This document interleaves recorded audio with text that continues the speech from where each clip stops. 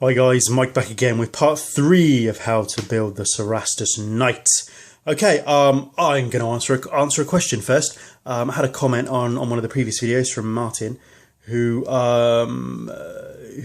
wanted sort of clarification about me saying it was a modeller's model and what kits I might recommend to the amateur builder.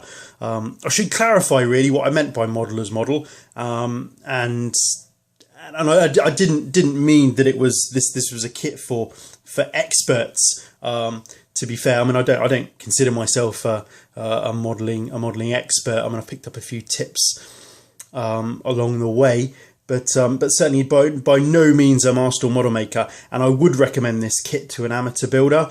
I would probably recommend this kit to a first time forge welder as well. To be honest, it's not a complicated kit.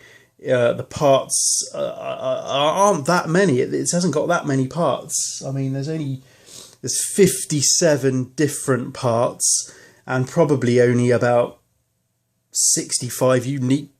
No, what am I talking about? Yeah, 57 different parts, and yeah, probably only about 50 unique parts, to be fair. Anyway, so yeah, what I meant by a modeller's model is just that if you're going to tackle something like this, you just need to be committed to the cause. That's all I really meant. In that you need to just enjoy the modelling process. I mean, you could just chuck this together, but I don't think your results would be. Well, your results might be fine, but I think you get more out of it, and I think you get better results if you take your time. That's all I meant by saying it was a modeller's model, and would recommend it to experts and amateurs alike. And I sort of clumped myself in the middle of that somewhere. So I hope that clarifies that. So yes. Feel free to have it, to do it, because it's a great kit. It really is. So what we were talking about before is the base and posing. By the way, this has all been washed. It's all clipped. It's all degreased. So I mean, it's all looking pretty nice now, to be fair. And you'll know when you feel it. You'll feel that it's just kind of smooth resin plastic rather than greasy. You can feel the difference in it once it's been washed. So yes, recommend absolutely giving it a good wash and doing it properly. Don't scrimp on that section, because there's nothing worse than putting primer on it and then the primer all comes off when you start painting it. I mean, ideally the primer would start coming off as you primed it or rubbed it. You'd notice. I mean, I've had a situation before on my old Mars pattern where I'd washed the carapace, or so I thought, primed it, painted it, started doing the hazard striping, put masking tape over the yellow to sort of fill in the black stripes, and peeled all the paint off. Oh dear me, had to scrub it all back. Nightmare. Anyway, so that's that. So we're talking about basing. Base is done to a point where I can start posing this model. I might well add more to this after the build, but basically we took a bit of Games Workshop scenery, the craters, put in a wall filler just to blend it in, put in a load of gravel, and then gave the whole thing a coat of white PVA. I just use a normal cheap white PVA from my local DIY shop because it's cheap. I mean, I think that's only about £4, £3 for all of that. So that's that. And then water it down. I mean, this is 10 hours old, 11 hours old. So, I mean, that's how much I water it down. Lots of water in there. And then give the base a really, really good liberal coat of PVA. I mean, you can see it here, but this is dry. I mean, it's just pooling because I put too much in. But this is all rock solid now. The gravel's set, the filler's set, and that's solid. So that's ready for priming effectively. So what we were saying is that we need the base to start positioning and posing the model. And to do that, you're going to need blue tack or white tack or whatever comes in your in your country, whatever the similar thing to that is. And it's quite good actually. It's quite good for sort of posing the model. So I've just put a lump of blue tack in there into the hip joint. So we've got the hips, we've got the upper leg, we've got the lower leg blue tacked into the upper leg, and then the foot blue tacked into the lower leg. And then basically, we'll get the other leg. We can just start kind of messing about with posing, really, just sort of work out how it's going to be. You know, the positioning of the model. Some more in it. Yeah, the positioning of the model. So I mean, I'd recommend spending a bit of time on that, to be fair, before you committing yourself to gluing. And just a word about gluing. Under normal circumstances on my other Titan builds, where is it? I've used a product called JB Weld, which is well, they call it a cold weld two-part epoxy.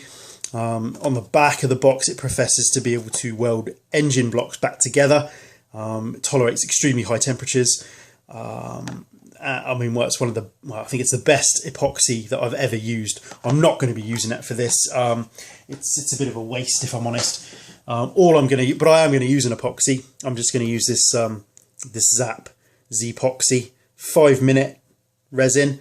5 minute means that it goes off, it sets in 5 minutes. So you'll mix these in equal quantities, you'll mix it up, you'll apply it to the part, and then it will go off in 5 minutes. You'll know that it's going off or setting because it gets extremely hot. It creates an exothermic reaction. The chemicals mix, it gets hot, and then it dries solid, basically. Lots of different types of epoxy, or setting times of epoxy. So you can get the 5 minute, the really quick setting stuff, 5, 7, 12, 15, 20, half an hour, 3 hours. The JB Weld, for instance, goes off many hours, 8 hours, but really overnight to cure. So with the structural joints on this, Cerastus, the hip joints, the lower and upper leg joints, the lower leg into the foot, I'm going to use epoxy because it's structural and I want it to be strong. The body section here, there's kind of five main components to the upper body. So we've got the sort of inner bit, the seat, the front, the back, and the two sides. I will epoxy all of that together just to make it really strong.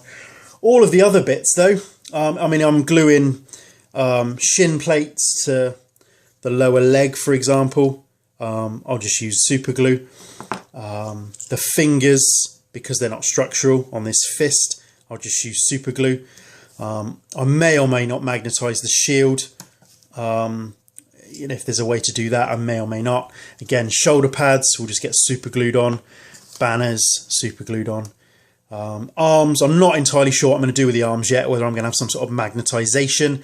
But if I do magnetize anything, I'll just use this epoxy because it's quite a light model. I mean, I've had good success in just super gluing magnets in, but when it's a larger model, I'd use epoxy just to be certain.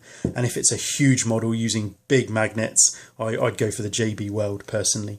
So, but I mean, I'll talk about that a little bit more as I do it. So that's about it. Super glue wise, yeah, like I said, this is what my hobby stop had. I mean, I quite like the Zap Z-Epoxy, works well. And as for super glue, I'm a fan of the deluxe materials. This is the Rocket Odorless, so it is allegedly odorless. I haven't noticed, so it must be, because I haven't noticed any issues using it. You know, when you get that super glue burn. I mean, when I glued this to the base, my eyes were burning, and I didn't use this. So yeah, it must work. There's different types of this glue. The odorless, you can super glue clear plastic, which is unusual for super glue because it normally mists it. There's a thick one and a thin one and a fast setting one of these. Really, really good super glues. I couldn't get this locally though. I normally buy this off eBay because I can't get it in a local hobby shop, or I buy it at a local or a modelling show or something like that. The only one they had was the Army Painter super glue, and I'm on my second bottle of this. I'm really impressed. It's really, really good. So I'm quite happy with that. Again, good gap filling. It's got a nice viscosity. So again, yeah, I'd recommend that. What else have we got to show? Yes, well, I've just done a little bit of gluing. I've glued this foot ring onto the foot with super glue. So there we go. And then from then on, I'll glue the lower leg, I'll epoxy that in, and I'll show you when we come to do that. You'll want to be mindful though when you set your leg that these rings here line up with where the pistons need to go, because if you have it all cocked at an angle and your pistons need to go somewhere, you won't be able to fit your pistons correctly. But again, I'll show you that when we come to do it. So that's it basically for me for now. I'm just going to sort of keep posing and get a good position for this model, and that's that. So if you've got any questions, comments, hints, tips, any suggestions even, let me know, and I'll catch you all on the next one. Cheers guys.